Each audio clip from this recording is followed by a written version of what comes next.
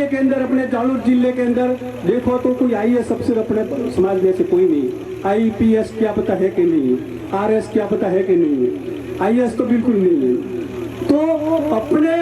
सब समाज के बुद्धिजीवी, कर्मचारी, युवा साथी मिलकर विचार विमर्श करके ऐसा काम करो ताकि अपने समाज के अंदर ये जो 24 गांव राठौड़ पट्टी है, 24 गांवों के अंदर से आप कोई ऐसे व्यक्ति को, एक ऐसा विद्यार्थी को, एक बच्ची जो पढ़ती है उनको होशियार है और आगे बढ़कर कोई आईएएस बन सकती है या बच्चा बन सकता है, उनको आप पकड़ लो समाज वाले, और पकड़ कर उनका पूरा का पूरा खर्चा उठाओ, पूरी सुविधा दो। और एक आईएएस जो आप यहाँ से बना दिया तो आईएएस पूरा जिला संभालेगा, और वो आईएएस बनने के बाद में फिर आईएएस मतलब कलेक्टर बनने के बाद में फिर उनको पता होगा कि मेरे समाज वाला ने मेरे को तो यहाँ तक पहुँचाया है, तो मैं और दूसरे व्यक्ति अपने विद्यार्थियों को आगे बढ़ाऊं तो वो 10 विद्यार्थियों को और आगे बढ़ाएगा। इन तरीके से जो अपने काम करेंगे तो अपने समाज के अंदर सुधार होने में बिल्कुल क्या है टाइम नहीं लगाएगा, ये जल्दी से सुधार हो जाएगा। तो ऐसा काम आप करो तो बहुत अच्छा रहेगा। अपने समाज के अंदर जो कुरीति निकाल कर वही पैसे अपने बच्चों के भविष्य के लिए लगाना है, कोई दूसरे पैसे लाना नहीं है, क्योंकि आपके अपने अंदर जितनी भी कुरीति है वो कुरीति निकाल कर वो बचत पैसा वो बच्चों के अपने आपके बच्चों के, वो दूसरों के बच्चों की बातें नहीं करता, क्योंकि आपके बच्चे पढ़ रहे हैं तो आपके बच्चों के भविष्य के लिए लगाओ, आपके बच्चों को सुधारो और आगे बढ़ो। तो और संस्कारवान भी बनाना है और बच्चों को भी देख रेख बच्चों पर भी रखनी है, वो भी ध्यान रखना कि आप पूरी सुविधा दे दी बच्चों को और आप उनके ऊपर देख रेख नहीं रखी तो भी बच्चा है उनके पास में अनुभव नहीं है, वो कहीं भी क्या है कहीं भी पैर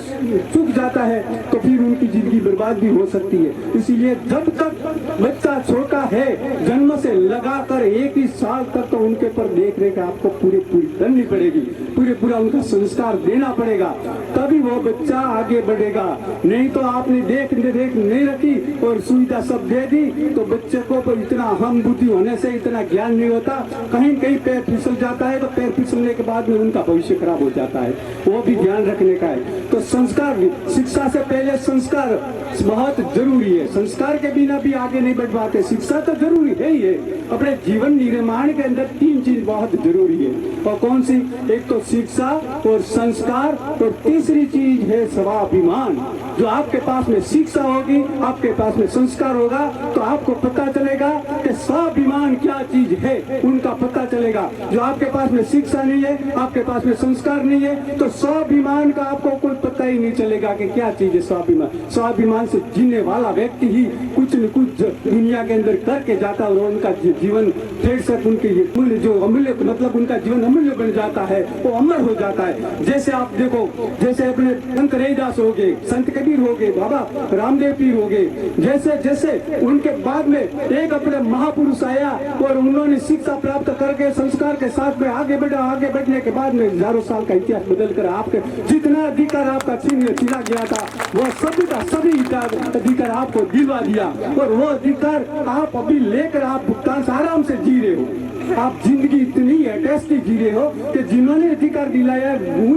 उन व्यक्ति ने तो बाबा साहब डॉक्टर भीमराव अम्बेडकर बाबा साहब ने पूरी जिंदगी गरीबाई